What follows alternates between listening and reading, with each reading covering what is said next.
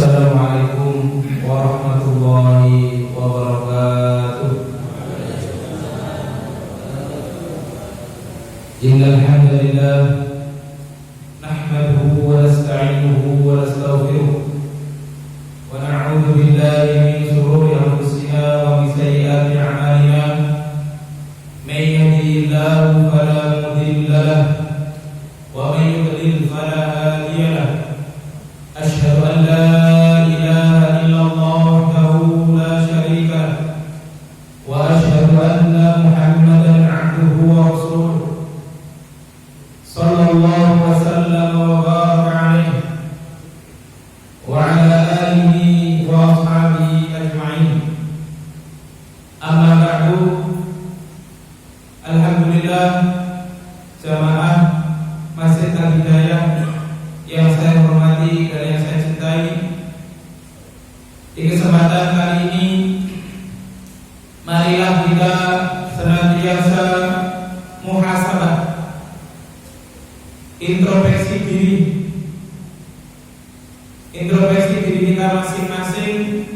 Kemudian ketika kita jumpai adanya kekurangan pada diri kita, maka perbanyaklah kita istighfar kepada Allah Subhanahu wa ta'ala. Karena musibah yang Allah Subhanahu wa ta'ala turunkan kepada hambanya melainkan karena sebab ulah tangan kita sendiri, melainkan sebab ulah tangan manusia. Jadi di saat kita diuji oleh Allah Subhanahu wa ta'ala saat ini dengan belum berakhirnya COVID-19, maka kita jangan sampai terlena, jangan sampai lupa untuk muhasabah, untuk senantiasa mengoreksi kekurangan yang ada pada diri kita. Kemudian kita meminta ampun kepada Allah, bertobat kepada Allah Subhanahu wa ta'ala. Dan Allah Subhanahu wa ta'ala berfirman, "Ma asabakum min musibatin illa bima kasabat aydikum." Tidak ada musibah apapun yang menimpa pada diri kalian melainkan disebabkan karena ulah kalian sendiri, karena ulah tangan manusia inilah, karena ulah tangan kita, sehingga Allah Subhanahu wa ta'ala menguji kita, memberikan musibah kepada kita. Tujuannya tiada lain agar kita rujuk ila Allah, inabah kepada Allah, kembali kepada Allah Subhanahu wa ta'ala, minta ampun kepada Allah, memperbanyak taubat kepada Allah Subhanahu wa ta'ala. Semoga dengan itu Allah Subhanahu wa ta'ala segera mengangkat, segera menghilangkan wabah COVID-19 ini dari negeri kita tercinta Indonesia, terlebih negeri-negeri kaum muslimin yang ada di belahan dunia ini. Allahumma rfa'anna al-waba, Allahumma rfa'anna al-waba, Allahumma rfa'anna al-waba wal mihan ma dhahara minha wa ma batan. Ya Allah, angkatlah wabah dari kami ya Allah, dan angkat pula fitnah-fitnah yang dapat menelantarkan kami dari jalan ya Allah, yang dapat menyebabkan kami kufur kepada ya Allah. Baik wabah atau fitnah itu nampak maupun tidak nampak, hilangkanlah ya Allah, ajilan wa ajil, segera mungkin ya Allah, hilangkan wabah itu. Amin amin ya rabbal alamin. Jamaah rahimani wa rahimakumullah, pada kesempatan kali ini kita masih melanjutkan pembahasan dari kitab Majmu'at Tauhid yang ditulis oleh Syekh Muhammad At-Tamimi rahimahullahu ta'ala, dan kita sampai pada bab yang terakhir atau kaidah terakhir mengenal kebiasaan atau kepribadian orang musyrik. Syekh Muhammad At-Tamimi rahimahullahu ta'ala mengatakan, al-qaidatul rabi'atu anna al-kuffara alladziina qatalahum Rasulullah sallallahu alaihi wasallam kanu yukhlisuna fi syiddah wa yusyrikuna fi raqa. Wa dalilu qawluhu ta'ala, wa idza raqibu fil fulki ja'alu Allaha mukhlisina lahu ad-din falamma najahum ila al-barri idhum yusyrikun. Wa ahli zamanina hadza yusyrikuna fi syiddah wa fi raqa kadzalik wallahu a'lam. Kata Syekh Muhammad At-Tamimi rahimahullah taala, di sini beliau menjelaskan ada perbedaan antara orang musyrik zaman dulu, zaman Rasulullah Shallallahu Alaihi Wasallam dengan zaman kita ini. Ada perbedaannya. Kata beliau, kanu yukhlisuna fi syiddah wa yusrifuna fi raha. Mereka orang-orang musyrik di zaman Nabi kita Muhammad Shallallahu Alaihi Wasallam, mereka itu memurnikan ibadahnya kepada Allah, mentauhidkan Allah, menyembah Allah, meminta pertolongan kepada Allah di saat mereka itu dalam keadaan kesusahan.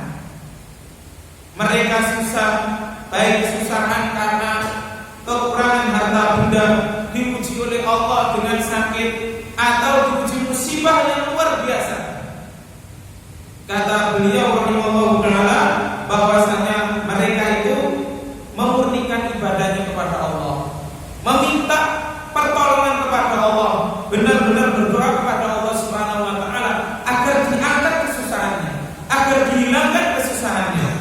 Tapi orang musyrik zaman kita ini, mereka itu ketika diuji oleh Allah Subhanahu wa taala dengan ujian yang berat maupun ujian yang ringan, dengan sakit ataupun kekurangan harta benda dan macam-macam, mereka itu menyekutukan Allah Subhanahu wa taala. Bagaimana konteksnya atau bagaimana gambarannya, nanti insyaallah akan kita jelaskan.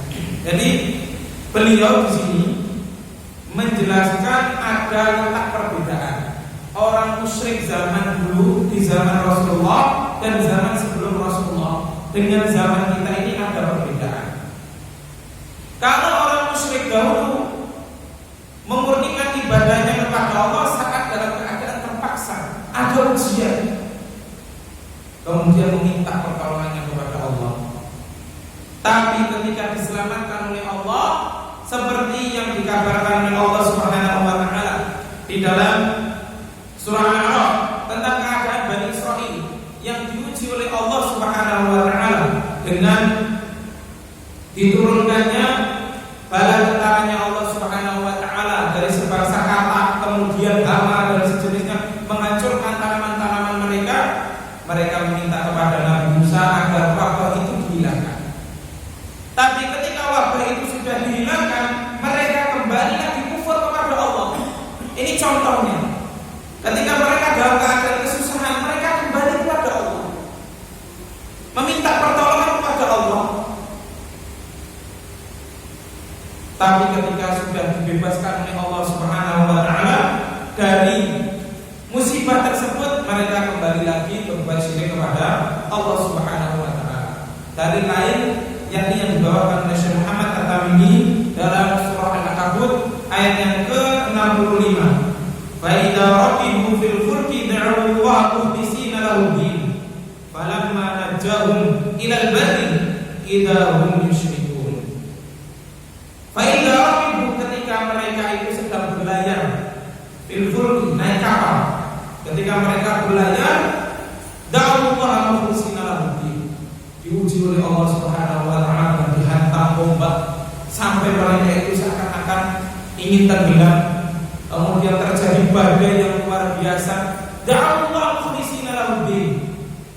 Mereka meminta pertolongan kepada Allah Subhanahu wa taala. Meminta pertolongan kepada Allah agar diselamatkan. Ya Allah, selamatkanlah kami. Ya Allah, selamatkanlah kami dari badai ini. Falamma najahum ilal barri idza hum yusyrikun. Ketika mereka sudah diselamatkan oleh Allah sampai ke daratan, mereka lupa dengan Allah Subhanahu wa taala.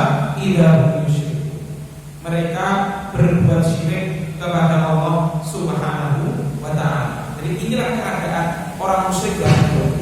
Tapi zaman kita tidak. Di saat mereka lapang, mereka menyekutukan Allah. Di saat mereka susah, mereka pun menyekutukan Allah Subhanahu wa taala.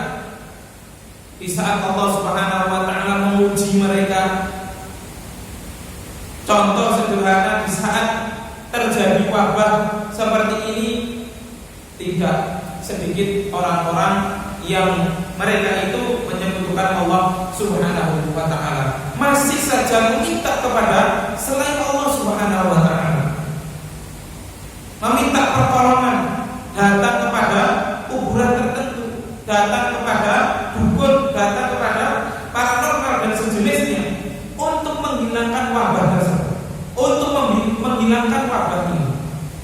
Maka ini kata Syekh Muhammad At-Tamimi dalam kitabnya yang lain, beliau menyebutkan aghlabu syirkan minal awwalin, lebih parah kesyirikannya daripada orang musyrik terdahulu, lebih parah. Kalau orang musyrik tadi yang di awal tadi, zaman dahulu, mereka kembali kepada Allah, diuji oleh Allah kembali, karena mereka tahu yang menguji ini Allah, dan tidak ada yang mampu menghilangkan kecuali Allah Subhanahu wa ta'ala. Tapi orang musyrik di zaman kita ini, ketika diuji oleh Allah, contoh ketika di saat terjadi adanya COVID-19 ini, masih saja ada orang yang tidak kembali kepada Allah, tidak meminta kepada Allah untuk diangkat wabah ini, tapi justru larinya ke dukun, larinya ke paranormal, larinya ke benda-benda bertuah dan sejenisnya. Inilah yang terjadi pada saat ini. Jadi keyakinan atau kesyirikan orang musyrik zaman kita ini lebih parah daripada orang musyrik zaman dahulu. Allah Subhanahu wa ta'ala juga berfirman di dalam surah Al-Isra yang menceritakan keadaan orang musyrik terdahulu.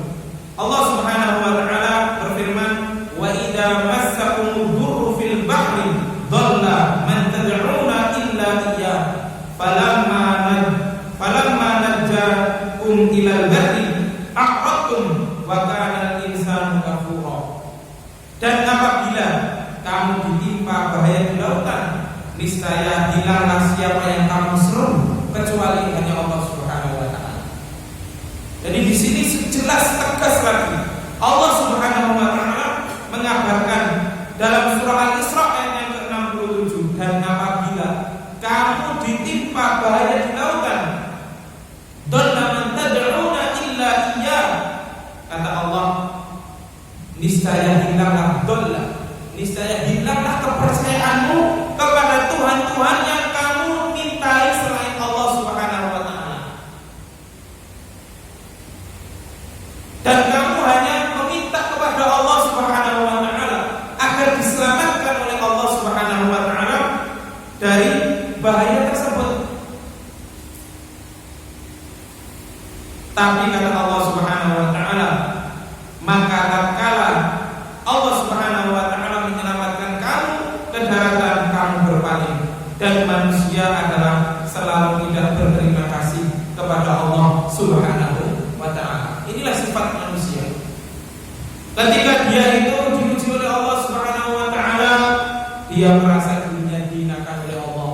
Tapi ketika dirinya itu diberikan nikmat oleh Allah, lalai kepada Allah Subhanahu wa ta'ala. Wa kana al-insanu kafura.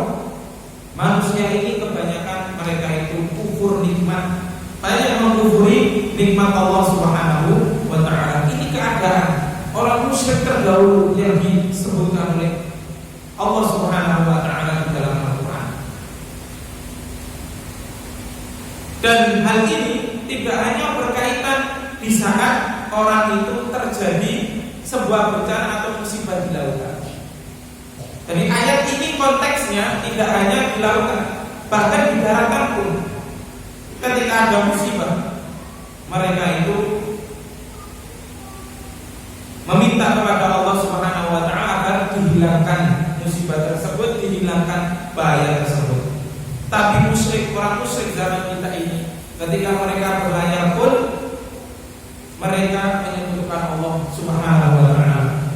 Tidak sedikit mereka-mereka yang mencari rezeki di laut, berangkat berlayar, tidak sedikit mereka itu pasti membawa sesuatu dari rumah.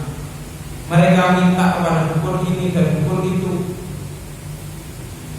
agar dijadikan pekerjaannya itu lancar atau diselamatkan dari bahaya. Inilah praktek yang terjadi saat ini.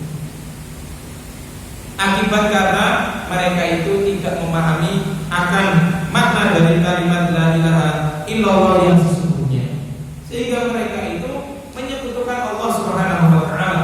Seakan-akan tauhid ini hanya keyakinan bahwasanya Allah itu yang menciptakan saja. Jadi ini akibat mereka itu tidak memahami dengan benar hakikat dari asyhadu an la ilaha illallah wa anna muhammadar rasulullah. Seakan-akan Allah itu siapa Allah yang menciptakan kita itu saja. Sehingga mereka itu masih banyak yang berpaling dari Allah Subhanahu wa taala di saat mereka itu tertimpa musibah. Karena itu musyrikin zaman kita ini lebih parah kesyirikannya daripada orang musyrik terdahulu.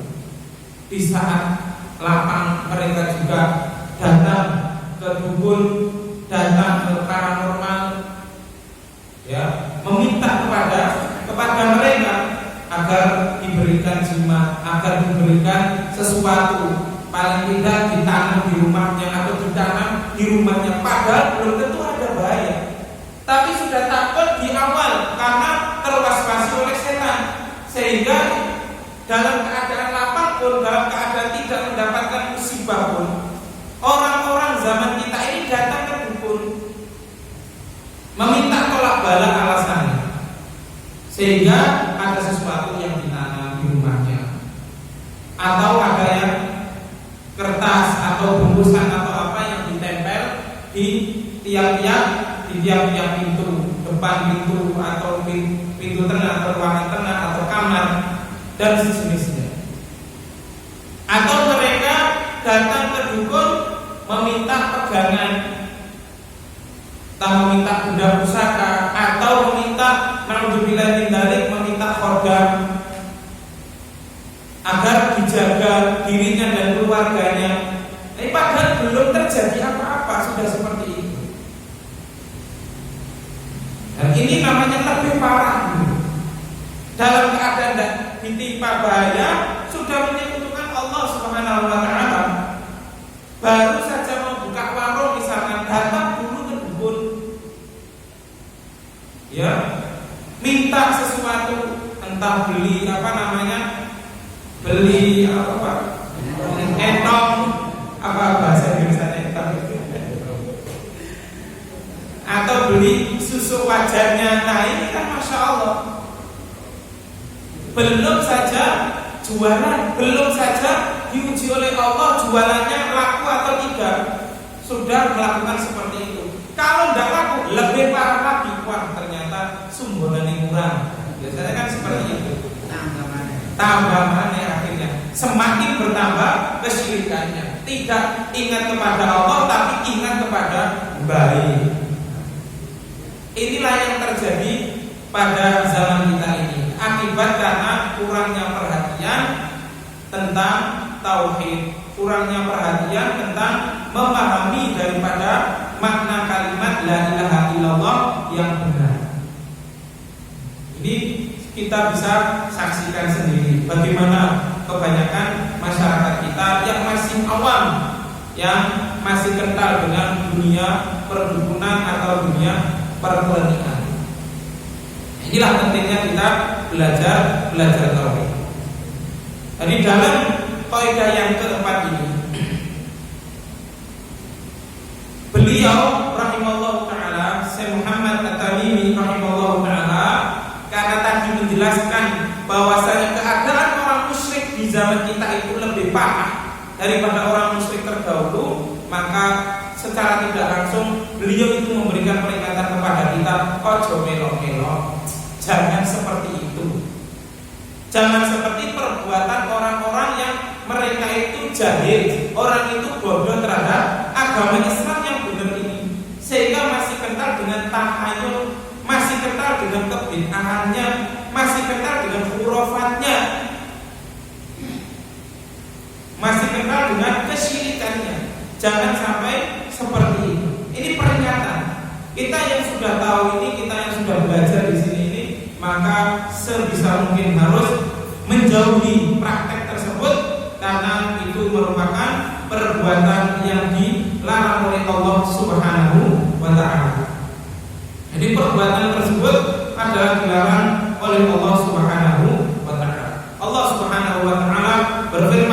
di dalam Al-Qur'an, di mana Allah Subhanahu wa taala berfirman dalam surah An-Nahl yang artinya janganlah kalian menyembah dua Tuhan.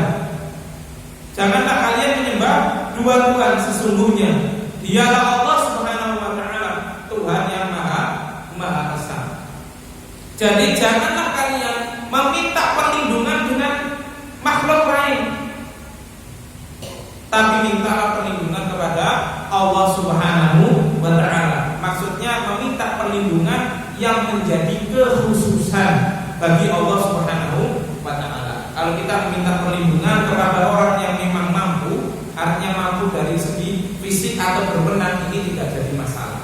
Tapi yang jadi permasalahan adalah kita meminta pertolongan kepada orang atau kepada yang lain, makhluk lain yang makhluk itu tidak mampu memberikan pertolongan. Seperti tadi, untuk melariskan dagangan, tidak ada dukun yang mampu melariskan dagangan, itu tidak ada. Seandainya ada yang mampu, tentu dia orang yang menjadi konglomerat, ya kan? Dia pasti menjadi konglomerat. Ya, sebelum dia mengkayakan orang lain, ya dikayakan sendiri dirinya, kan gitu. Tapi tidak ada. Kalau ada dukun itu yang sakti, yang mampu melindungi orang lain, tentu dirinya itu tidak akan sakit, tentu dirinya itu tidak akan mati. Nah, ini menunjukkan bahwasanya hal-hal semacam itu kita tidak boleh meminta pertolongan kepada selain Allah Subhanahu wa taala. Janganlah kamu menjadikan atau menyembah dua Tuhan selain Allah Subhanahu wa taala. Dialah Allah Subhanahu wa taala Tuhan yang Maha Esa. Maka hendaklah, kata Allah, kepadaku kalian takut. Hanya kepada Allah Subhanahu wa taala kita ini takut. Jangan takut kepada dukun. Terkadang kita ini atau orang-orang yang kurang paham dalam agama itu lebih takut di awal. Saya ini kalau nanti nggak pakai gitu-gituan, ya nanti dagangan saya akan dibikin tidak laku. Apalagi katanya Lamongan ini terkenal dihuni sakti-sakti katanya. Allahu a'lam benar apa kita ya? Kita tidak tahu. Benar ya? Nah, ya memang ada salah satu dari pengakuan yang pernah kita rukyah itu, ia asalnya adalah orang luar Jawa. Kemudian dikasih tahu sama bapaknya, kalau kamu ingin menjadi sakti, datanglah ke Jawa. Datanglah ke Jawa. Sempat singgah di Jawa Tengah, di Pekalongan. Kemudian karena dianggap di Pekalongan itu kurang sakti ilmunya, datanglah ke Lamongan. Ceritanya gitu. Dan ada juga sebagian orang itu memang menyatakan sendiri kepada kita, pokoknya kalau berurusan dengan orang Lamongan mending tidak, mending kita yang pindah saja. Ini sakti-sakti, katanya gitu. Wallahu a'lam bishawab. Yang jelas mereka itu, kata Allah Subhanahu wa taala, wa ma hum bidzarrina bihi ahadin illa biidznillah.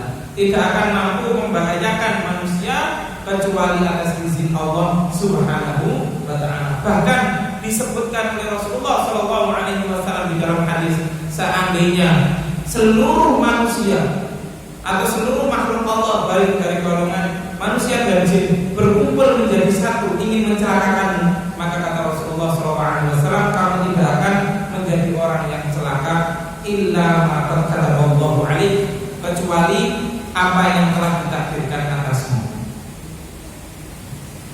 Jadi tidak akan mampu mereka itu membahayakan diri kita kecuali memang sudah ditakdirkan oleh Allah Subhanahu wa taala. Jadi buat apa kita menggantungkan kepada makhluk, apalagi menggantungkan kepada dukun? Kita harus menggantungkan kepada Allah Subhanahu wa taala. Jadi takutlah kepada Allah, jangan takut kepada selain Allah Subhanahu wa taala. Para takhafuhum wa khafuni in kuntum mu'minin. Janganlah kalian takut kepada mereka, tapi takutlah kepada Allah Subhanahu wa taala jika kamu mengaku benar-benar beriman kepada Allah Subhanahu wa taala. Jamaah rahimani wa rahimakumullah, di antara faedah yang terdapat di dalam bahwasanya kita itu jangan sampai meniru perbuatan orang-orang yang disebutkan oleh Syekh Muhammad At-Tamimi rahimahullahu taala. Jangan sampai kita seperti itu. Karena kita ini termasuk umat yang telah datang dakwah kepada kita. Kita ini orang muslim. Masa kita kalah dengan orang musyrikin di zaman dulu?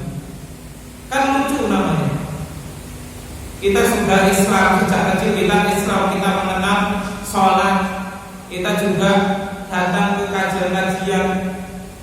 Maka jangan sampai kita meniru perbuatan orang-orang yang mereka itu lebih buruk daripada orang-orang musyrik di zamannya Rasulullah Sallallahu Alaihi Wasallam. Kata Imam Ibnu Katsir rahimahullahu taala menafsirkan surah An-Nahl ayat yang ke-55 sampai ayat yang ke-57, beliau menyebutkan, karena kalian telah mengetahui bahwasanya tidak ada seorang pun yang dapat melenyapkan musibah tersebut kecuali Allah, maka sungguh kalian di saat darurat, di saat tertimpa bahaya, selalu mintalah pertolongan kepada Allah Subhanahu wa taala. Jadi inilah pentingnya kita itu mempelajari tauhid. Biar ada tamayus, ada perbedaan. Jadi ada perbedaan. Siapa yang dakwahnya itu memberantas tahayyul bid'ah dan khurafat, dengan siapa yang dakwahnya itu justru malah menyuburkan tiga hal tersebut. Inilah pentingnya kita mempelajari. Kemudian faedah yang berikutnya yang dapat kita petik dari faedah yang keempat adalah tauhid itu menjadi sebab datangnya pertolongan Allah Subhanahu wa taala. Tadi Allah Subhanahu wa taala katakan, wa idza raqibu fil fulki da'u Allah mukhlishina lahu-d-din falamma najahum ilal barr. Berarti di situ Allah Subhanahu wa taala memberikan syarat, kalau kamu ingin diselamatkan oleh Allah, diberikan pertolongan oleh Allah Subhanahu wa taala, tauhid. Murnikan ibadahnya untuk Allah Subhanahu wa taala. Di saat orang tadi yang dalam keadaan kesusahan, ketika di lautan terkena ombak, terkena badai laut, dia mengikhlaskan ibadahnya kepada Allah, dia murni meminta kepada Allah, meninggalkan sesembahannya. Illa iya, maka Allah Subhanahu wa taala memberikan jawaban, memberikan pertolongan, memberikan jawaban atas doanya, dia diselamatkan dari musibah tersebut. Jadi, karena orang itu mentauhidkan Allah Subhanahu wa taala.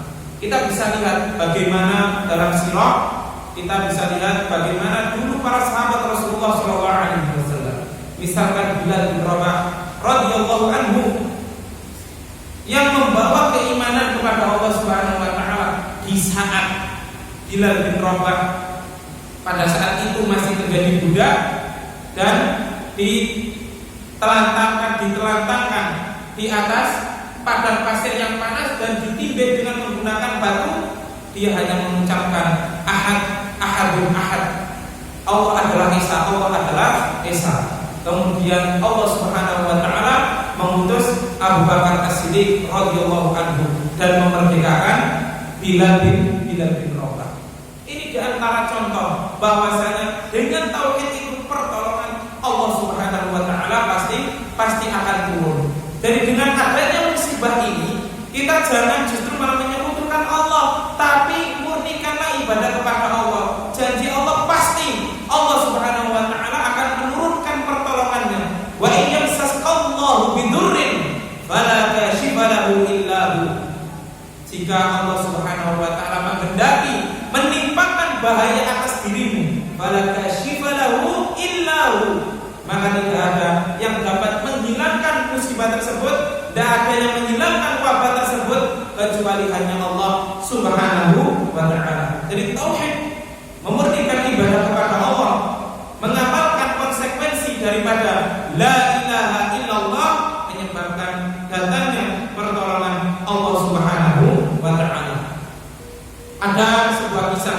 yang disebutkan oleh sebagian ulama bahwasanya dahulu ada seorang ulama yang berjihad di jalan Allah Subhanahu wa taala.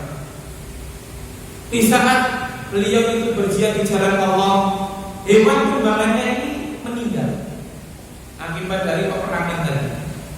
Kemudian ulama tadi berdoa kepada Allah Subhanahu wa taala, "Ya Allah, tolong hidupkan kembali kendaraan saya agar kaumku tidak menyangka bahwasanya saya sudah meninggal dikalahkan oleh musuh-musuh ya Allah." Kemudian saat itu pula Allah Subhanahu wa taala mengijabahi doanya, dan di saat itu hiduplah hewan tunggangannya dan sampai bisa ditunggangi di tempat atau di kampung halamannya. Setelah sampai di kampung halamannya, maka matilah lagi hewan tunggangan tersebut. Ini merupakan karomatul auliya, karomahnya wali-wali Allah Subhanahu wa taala. Wali-wali Allah yang sesuai dengan pemahaman sunnah Rasulullah SAW, sesuai dengan pemahaman para ulama Ahlussunnah wal Jamaah, bukan orang yang diakon-akon wali. Ini merupakan wali Allah Subhanahu wa taala, berjihad di jalan Allah Subhanahu wa taala. Hewan tunggangannya mati.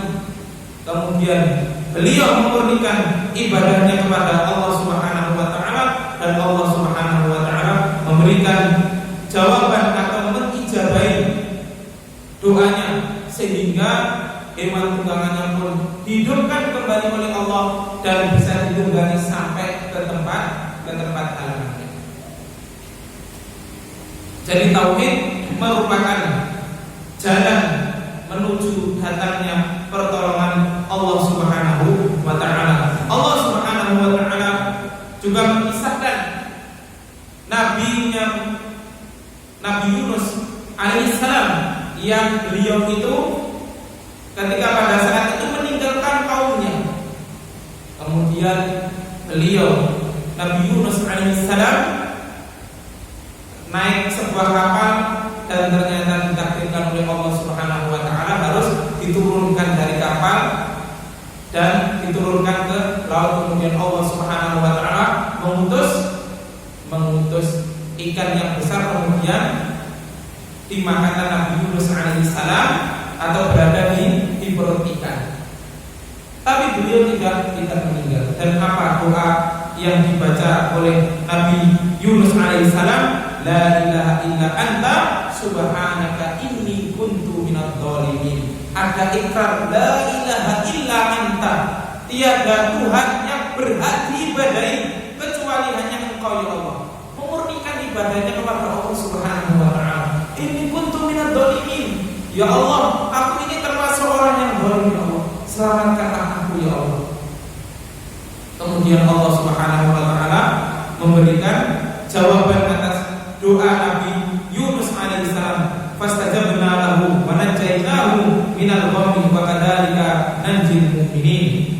Di Allah Subhanahu wa taala mengijabahi doa Nabi Yunus alaihissalam, dan Allah Subhanahu wa taala menyelamatkan Nabi Yunus alaihissalam dan mengeluarkannya dari perut ikan tersebut. Masya Allah jemaah kaum muslimin rahimani wa rahimakumullah.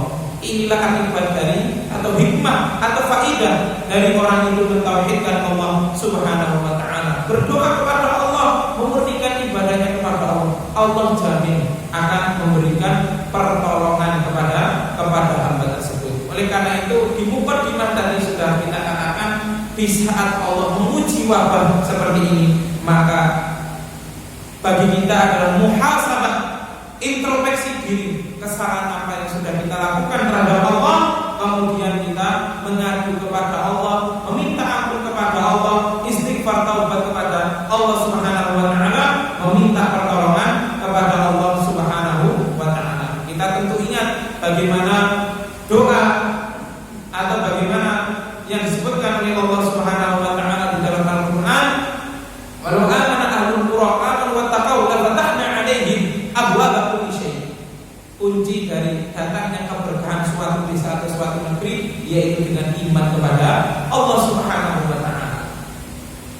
Jadi musibah atau hilangnya keberkahan yang menjadikan adalah Allah Subhanahu wa taala. Jadi kembalinya menginginkan agar keberkahan itu kembali maka jangan lupakan Allah Subhanahu wa ta'ala. Karena Allah Subhanahu wa ta'ala yang membuat, maka Allah Subhanahu wa ta'ala yang bisa menghilangkan. Jadi ahli tauhid kita, orang-orang jamaah yang sudah mempelajari ini, maka jangan sekali-kali ada di dalam benak kita takut dengan hal-hal yang sifatnya dengan berbau klinik.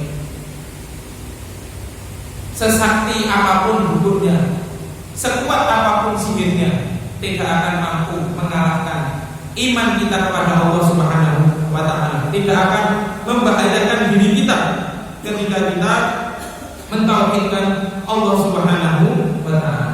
Ketika kita mentauhidkan Allah Subhanahu wa ta'ala, maka kata Allah Subhanahu wa ta'ala, laisa 'alaihi sultan, maka setan itu tidak akan memiliki kekuatan untuk menyerang kita atau untuk melawan kita.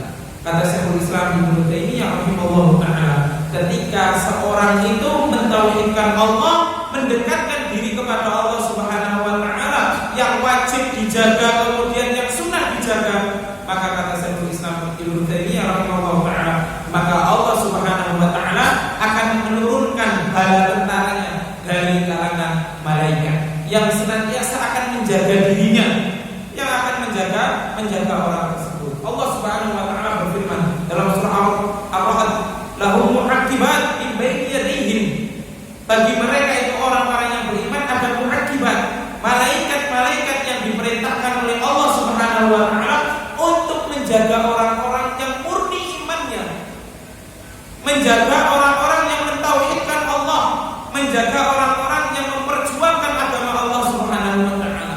Jadi tidak perlu kita itu takut kepada makhluk Allah Subhanahu wa ta'ala. Kalau ada yang macam-macam, mereka sendiri akan berhadapan dengan tentaranya Allah Subhanahu wa ta'ala. Tapi kuncinya kita jangan sampai melupakan Allah. Kita jangan sampai melupakan Allah, apalagi kita tidak meminta pertolongan kepada Allah, tidak meminta perlindungan kepada Allah. Jadi kewajiban dijaga, dijalankan, amalan-amalan sunnah dijaga, maka kata Syekhul Islam Ibnu Taimiyah rahimahullah ta'ala, Allah Subhanahu wa ta'ala akan memberikan pertolongan kepada orang tersebut berupa diturunkannya atau diberikannya bala tentara dari kalangan makhluk malaikatnya Allah Subhanahu wa ta'ala. Jadi ini akibat orang mentauhidkan Allah Subhanahu wa ta'ala. Jadi apa yang perlu kita khawatirkan? Apa yang perlu kita takutkan? Tidak perlu. Karena itu Allah tadi memotivasi, fala takhafuhum wa khafuni. Jangan takut kepada mereka, tapi takutlah kepada Allah Subhanahu wa ta'ala. Jadi tauhid menjadi sebab datangnya pertolongan Allah Subhanahu wa ta'ala. Apapun itu, baik musibah terjadi pada diri kita masing-masing atau dengan skup luas, misalkan sampai tingkat desa, tingkat kabupaten atau bahkan negara, kembalinya kepada mentauhidkan Allah Subhanahu wa ta'ala. Itulah obat yang paling mujarab untuk Allah Subhanahu wa ta'ala mendatangkan pertolongannya kepada kita, menghilangkan musibah yang diberikan kepada kita, menghilangkan kesusahan yang kita hadapi, kembalinya kepada tauhid Allah Subhanahu wa ta'ala. Ketika orang itu beriman kepada Allah, ketika penduduk suatu negeri itu beriman kepada Allah, mentauhidkan Allah, maka akan terwujudlah baldatun thayyibatun wa rabbun ghafur, negeri yang aman sentosa, baik rumah mipah rojinawe, gampang sandang pangane, wa rabbun ghafur, dan Allah Subhanahu wa ta'ala adalah zat yang maha pengampun. Artinya ketika seorang itu mencapai a'la darajat, mencapai derajat keimanan yang tinggi, maka dosa kecil yang dilakukan oleh seorang hamba akan dihapuskan dengan perbuatan kebaikannya. Sebagaimana kata Rasulullah SAW, as-salawatul khams wal jum'atu ila jum'ah wa ramadhanu ila ramadhan mukaffiratun bainahunna ma lam yujtina batil kaba'ir. Kata Rasulullah, salat 5 waktu menuju salat 5 waktu berikutnya, Jumat menuju Jumat berikutnya, Ramadan menuju Ramadan yang berikutnya, bisa menjadi sebab dihapuskannya dosa yang dilakukan oleh kita semua ketika kita menjauhi dosa besar. Jadi akibat tauhid atau hikmah daripada tauhid, maka Allah Subhanahu wa taala akan memberikan pertolongannya kepada kita berupa memberikan ampunannya kepada kita semuanya. Dosa kecil tidak akan dianggap oleh Allah. Artinya dosa kecil yang kita lakukan secara otomatis terhapuskan dengan amalan-amalan sholih yang kita kerjakan. Innal hasanati yudhibnas sayyi'at. Sesungguhnya kebaikan-kebaikan yang dilakukan oleh manusia yang beriman kepada Allah, yudhibnas sayyi'at, dapat menghilangkan kesalahan-kesalahan yang dilakukan. Jadi inilah jamaah kaum muslimin rahimani wa rahimakumullah. Tauhid, pentingnya kita mengokohkan tauhid kita. Pentingnya kita mengokohkan makna atau mendalami daripada makna kalimat la ilaha illallah dan mengamalkannya. Karena kata Rasulullah sallallahu alaihi wasallam, "Man syahida an la ilaha illallah dakhala al-jannah." Barang siapa yang dia itu bersaksi kepada Allah Subhanahu wa taala, maka dia akan masuk ke dalam surga. Dan juga hadis yang diriwayatkan oleh Mu'adz bin Jabal radhiyallahu anhu, Rasulullah sallallahu alaihi wasallam mengatakan, "Wa haqqul ibad 'ala Allah alla yu'adziba man la yusyrika bihi syai'an." Allah Subhanahu wa taala memiliki hak yang akan ditunaikan kepada hamba-Nya, yakni ketika hamba itu tidak berbuat syirik kepada Allah, mentauhidkan Allah, maka Allah Subhanahu wa taala tidak akan mengadab hamba tersebut. Semakin banyak orang yang mentauhidkan Allah, baik di kampung atau kabupaten sampai kepada negara, maka Allah Subhanahu wa taala tidak akan mengadab kaum tersebut. Wallahu taala a'lam bishawab. In uridu illa al-islah ma istata'tu wa ma taufiqi illa billah. Alaihi tawakkaltu wa ilaihi unib. Subhanakallahumma wa bihamdika asyhadu an la ilaha illa anta astaghfiruka wa atubu ilaik. Wassallallahu ala nabiyyina Muhammadin wa ala alihi wasallam.